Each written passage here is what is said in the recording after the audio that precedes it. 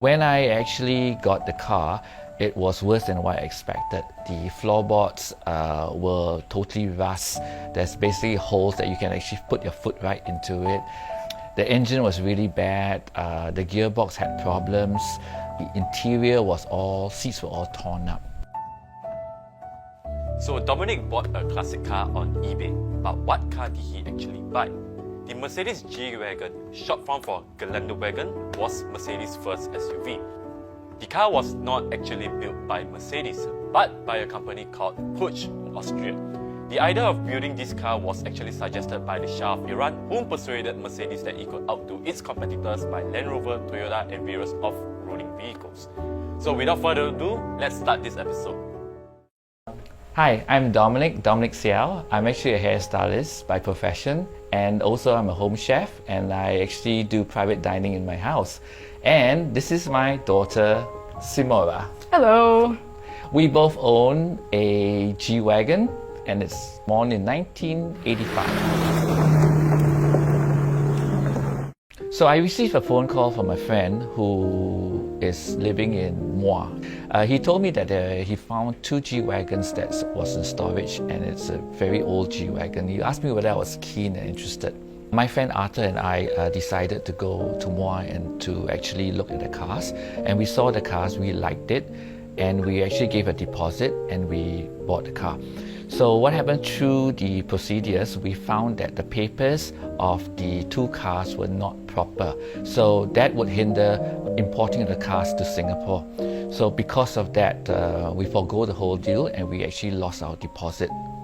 After I told my daughter about it, we were both disappointed. So then I went on to eBay and I actually found the car on eBay.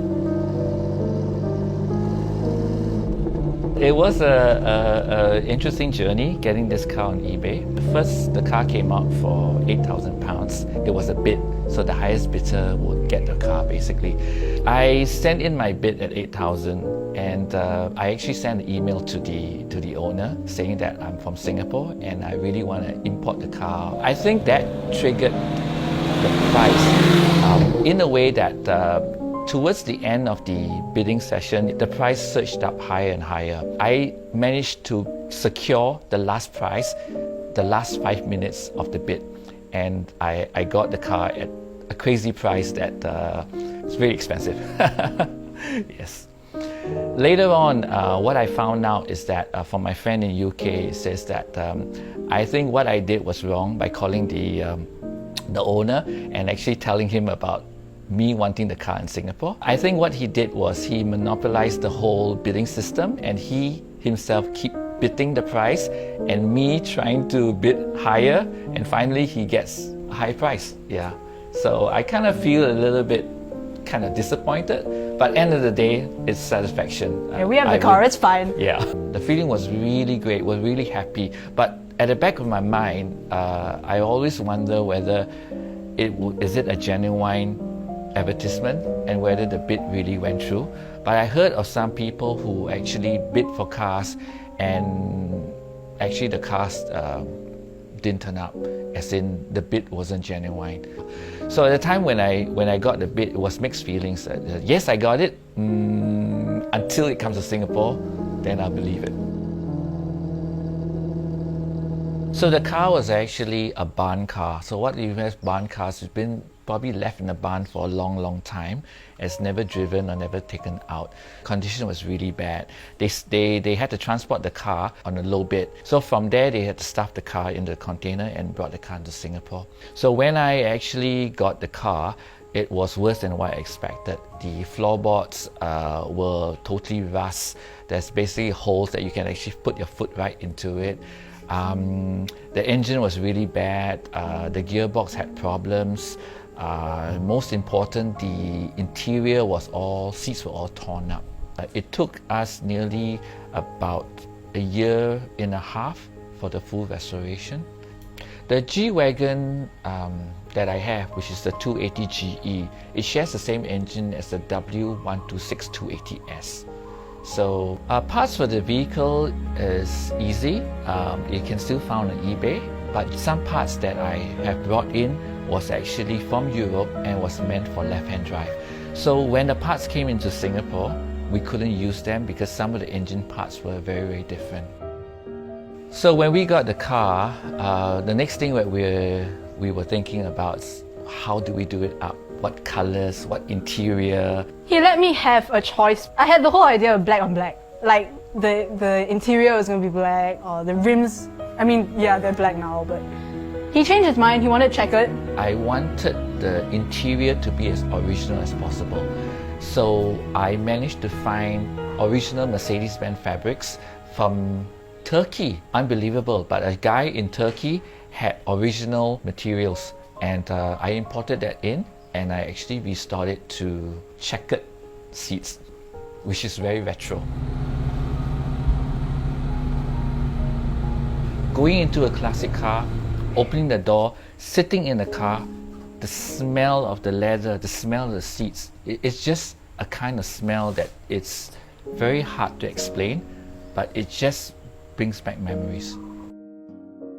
During the time in the 80s when I was in national service, I seen many of the off-road vehicles. They're either the Land Rovers or the Mercedes 460. Even to today, I understand that the Singapore Army still keeps this car. When the death of Mr. Lee Kuan Yew, the G-Wagon was actually the car towing his carriage. It's the original W460, and the condition was immaculate. The Army really kept the car.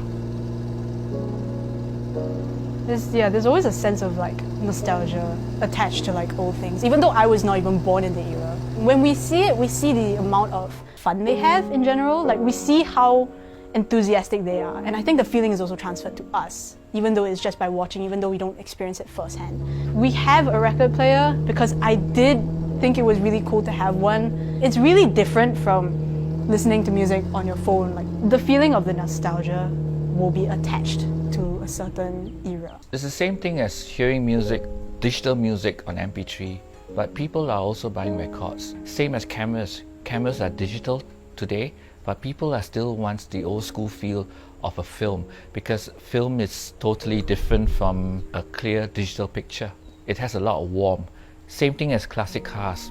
You start the car up, you don't drive it off straight away. You have to wait for 5 minutes for the car to warm up before starting the car off.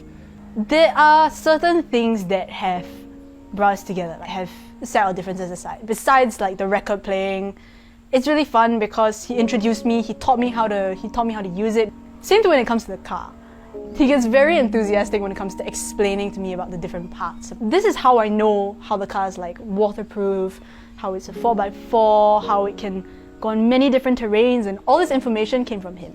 So I think that's how we bonded as well. I really think that getting this car and the record player was a really good idea because it helped the both of us to understand different points of view from different generations and different eras.